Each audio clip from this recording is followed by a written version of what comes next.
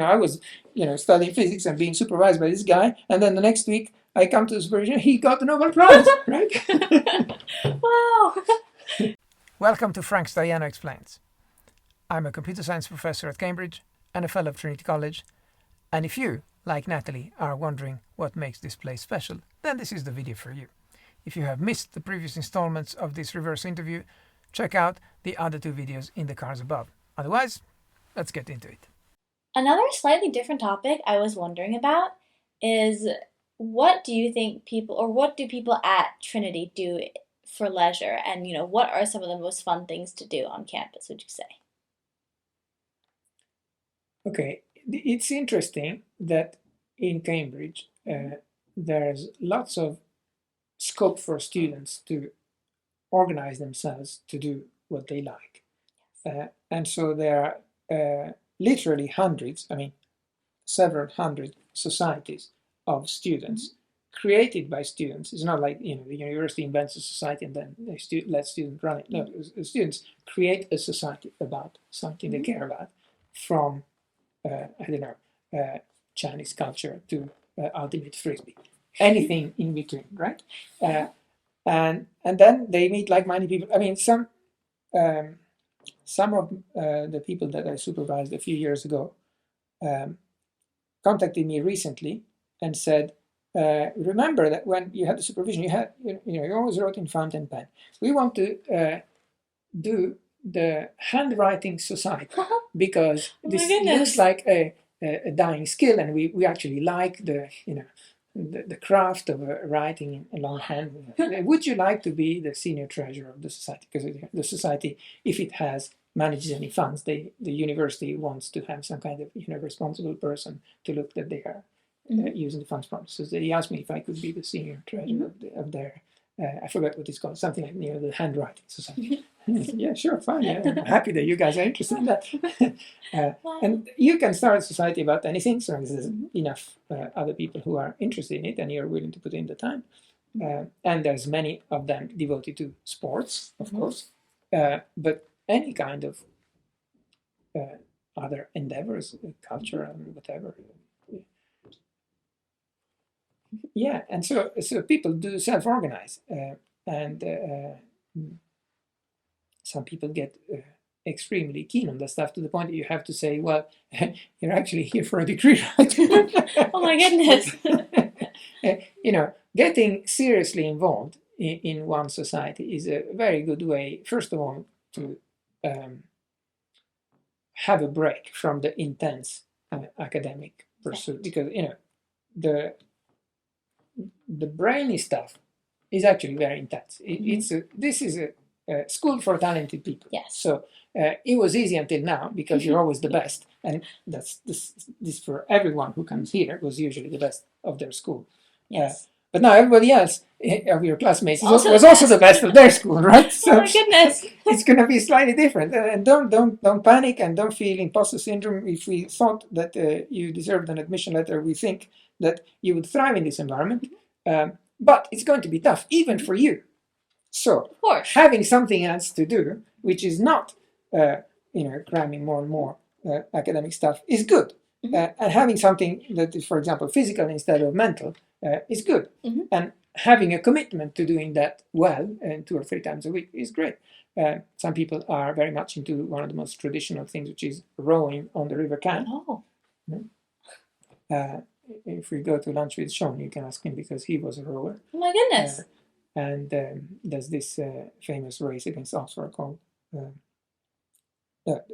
the race against Oxford, and there's also a race within Cambridge between the Cambridge colleges, which is called the Bumps, where because the river is narrow and zigzagging, you can't actually have a race where everybody starts on starting line and then you go and then you see who gets first. So the rowers in Cambridge have invented this new style of race where you basically row in a line. You start at staggered places and you try to bump the next boat who's ahead of you, which means you were obviously going faster than them. Oh my gosh. And so when you bump, then the next day of the race, then you swap with them, and then you keep going for a few days, and then there's this crisscrossing diagram that says you bump this, and the more you bump, and the more it's great. Anyway, you should talk with someone who actually does that if you want to have a serious description about it. But yeah, Which college won last year? I have no idea. Well, hopefully this year it'll be Trinity. I have no idea how these things go, but yes. So people do. We do encourage people to get involved in some society. We do encourage people not to overdo it, because if you subscribe to half a dozen societies, then you get nothing My done. goodness. I see. Something you mentioned was that everyone tends to be the best from their school. And obviously, hearing from some of the Trinity students, some of them are, IMO medalists, and other are less experienced in programming, but still extremely talented. I was wondering if I could hear from you, what are some of the criteria you use to select students, and maybe what is Trinity looking for in a Komsky student? So it's a very difficult job to select the person who is a good fit. Yes. Because we only get to see them for half an hour. Mm-hmm. In the case of you and people for the last 2 years, not even in person, just over video. You get someone to see someone already in half an hour. You have to figure out if it's the thing for them. And it's difficult. Anyway, we don't always get it right. Of course, you get to see their paperwork first. And so there's a basic level of checking. I mean, this is a place for the best. Are you the best? But there's some obvious indicators from your school marks of whether you are making the mark or not. But it's still a very rough selection criterion to go on the school marks. Okay, so you have to refine that. And so, okay, there's a basic, of all the people who apply, you see which ones are potentials from the paperwork. Yeah. You still have to decide between all of them, which is still a much bigger pool than we could admit from.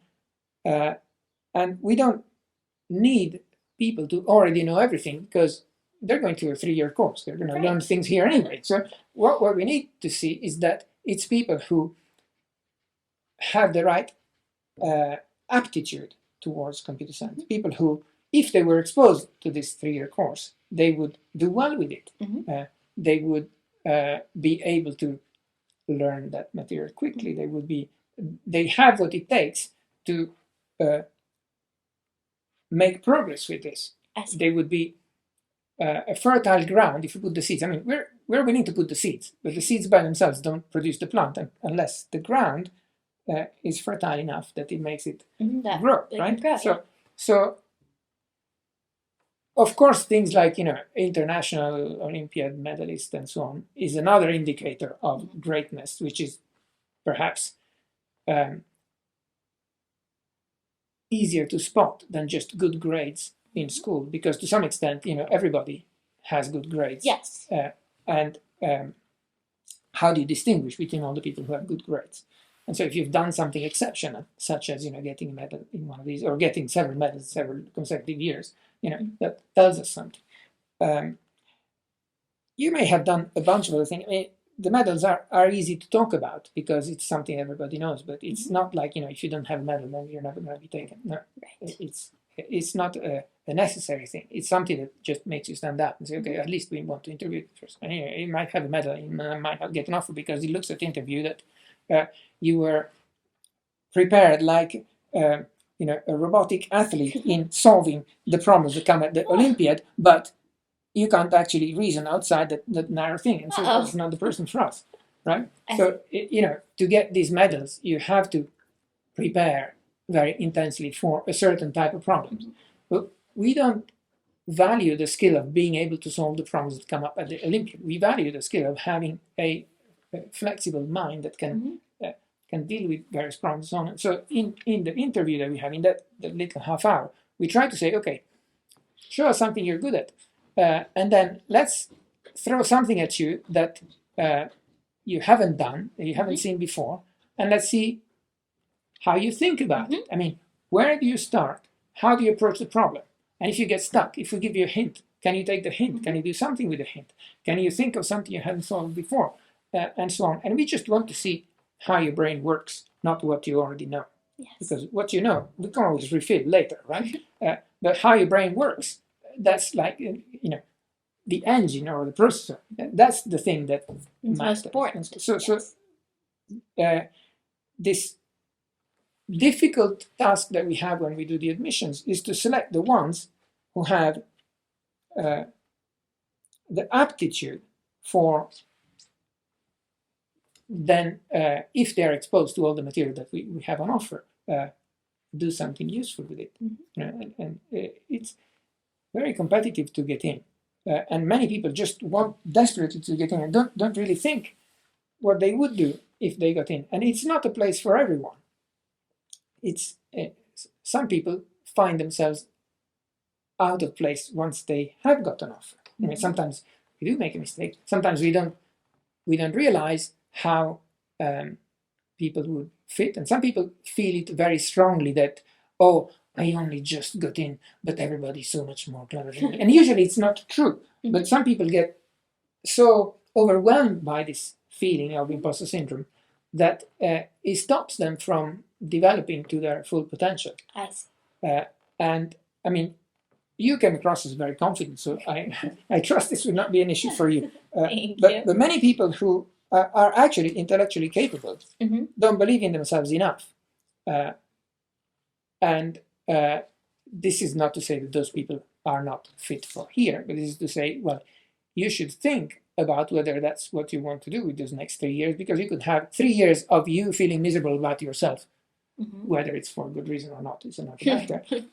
But you could go to a slightly less competitive place and still be the best of your school like you were before, right. And have a good time. And so people have to look slightly further beyond the admission process and this absolute quest for getting in. Because what do you do after getting in? Are you going to be happy here? I hope you are. And if you are, great. But it could be that someone we thought deserved to be in for their intellectual capability, but maybe, I don't know, emotionally or psychologically, they were not ready to no longer being the best of their school. Right. Right. And we feel for people who would have been happier somewhere else. I'm not trying to discourage anyone, but right. I want to suggest that people think a little further about how much they want to be in a place where everybody else is certifiably super good, and you might feel differently than you felt up to now when you went to school. Yes, when I talked to some of the students yesterday, I think the general consensus was that it's incredible to be around people who are so smart and who understand everything and who you can really talk to. But also, everyone around you is so smart all of the time that you're no longer the best. So there's kind of a trade-off. But I think generally the sentiment from the students I spoke to at least was very positive about the environment. Yes, so I think that the people who approach this with the right mindset, of course, you start by being good. And that on that basis you get admitted. The people who come here with the right mindset are the ones who say, great, now, what we were talking about earlier about starting a company, it's only here that I realized that I had it in me that I could start a company, because I could have gone to another university and I was still the same me and I would have never started a company. But here, I see all my mates are doing this. I also want to do it, and I can do it. And if I can do it here, I could have in theory done it anywhere. But in practice, I can only do it if the ecosystem around me encourages me to do it. And this is the ecosystem that encourages you to go beyond what you would have done if you had just been king of the hill in a small place. I see. Yeah, I heard that Trinity is, or at least some of the students were saying that it has the highest concentration of smart people in the world. And I think from what I've heard from you and from what I've seen of the students, that definitely seems true. I was wondering, what do you think sets Trinity students in particular apart from the rest of the student body at Cambridge or from UK university students in general? We are the best. What do you want me to say? I think that there's such a wide variety, 31 colleges, that you can choose the college based on what most attracts to you. I mean, I like the history of this place. I like the stone buildings. I like the fact that the same cutlery that I use for eating at high table was used by Newton and all the stuff. Mhm. My ancestor over there. My academic ancestor, Galileo Galilei, who's PhD supervisor, the PhD supervisor, the PhD of my superior. Well, he was not at Trinity. We just have a picture. But there's this being part of a tradition of brilliant people and being admitted. Mhm. I mean, I'm unworthy of Galileo, of course. I'm unworthy of Isaac Newton, needless to say. But I'm still admitted as part of the community where they, well, not Galileo. Right? That is something that I value, and if we look at the people who are here in Trinity today, then I find so many exceptional people that I am honored to be associated with. I mean, this room that we are in is my office in Trinity. Is actually a shared office, so I have a private office over there, and there's another private office over here for some colleague. Now, a few years ago, the other person with whom I was sharing this office retired, and so someone else came, and so he was in that office, and so I'm going to tell you a small anecdote which may. So this detour is that I practiced the Japanese sword, kendo, and I had got to a stage where I needed to do a difficult exam, and I was plateauing. So for a long time, I failed this exam. I failed this exam in Japan. I failed this exam here. I failed the exam in Japan again, so on and so on. For 15 years, I could not pass that exam. Then finally, something happened which we won't go into, and I passed it. Mm-hmm. Okay, so when I passed it, I was over the moon. Congratulations! So much. I mean, one of the big life challenges was to pass the exam. Finally, I had done it, and so I dug out all my kind of diplomas. So all these things that you see here, the various awards that I had for first dan, second dan, third dan, fourth dan. That's amazing. So then my colleague came here. I think he was, it was the summer. So end of the summer. So he comes back. He had been away for summer. He sees these things on the wall, mm-hmm. my side of the wall. He said, "Oh, that's nice. What are they?" With the Japanese writing and so on. Mm-hmm. And I explained. And he said, "That's really nice. Why I should really do something myself, and I should hang something up there. What could I don't have anything like that." When I was young in Switzerland, I was a skiing instructor, so maybe I should dig out my skiing instructor diploma. Oh my gosh! So I was thinking about that. Now, a couple of months later, he won the Nobel Prize in Physics. Wow! So I said, next time he came in, I said, "Look, Didier, you can just put out your gold medal from the Nobel Prize committee. That will be fine."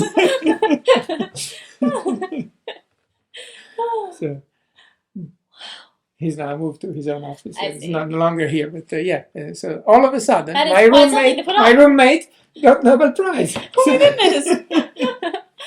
That's Trinity for you, huh? That's why I like being in Trinity. That's the place where you go to lunch, and one of your people sitting next to you might have Nobel Prizes. We have several of those. Wow.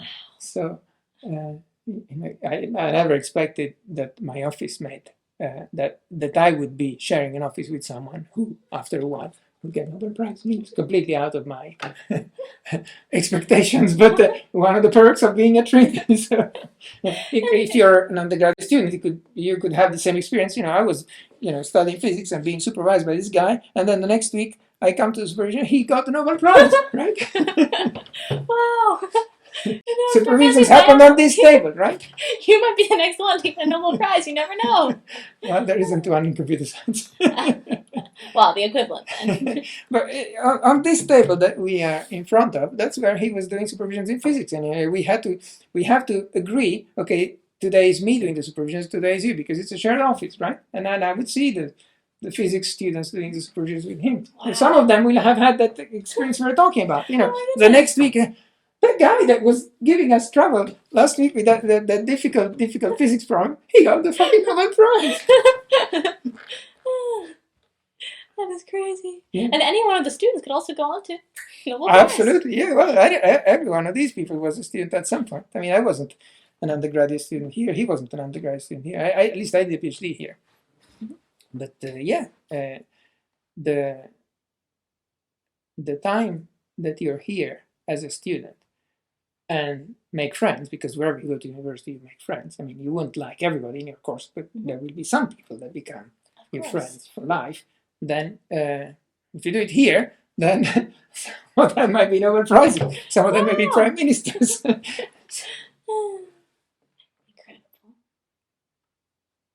I don't know if that answers your question. It's a bit long-winded and a bit of a joke, but But some it's truth in fun it. to hear about, yes. And I feel like I've learned a lot about the school culture. Like, it was the amount of entrepreneurs and Nobel Prize winners. It's absolutely incredible what Cambridge encourages students to go on to do. Yeah, I hope you take us up. Well, from what I've seen today and yesterday, this school seems like an amazing place, and I could definitely see myself here in the future. This takes us to the end of this reverse interview with Natalie Schall. She will reappear in one more video entirely devoted to the CSAT, which I'm sure you will want to watch if you're applying for computer science at Cambridge.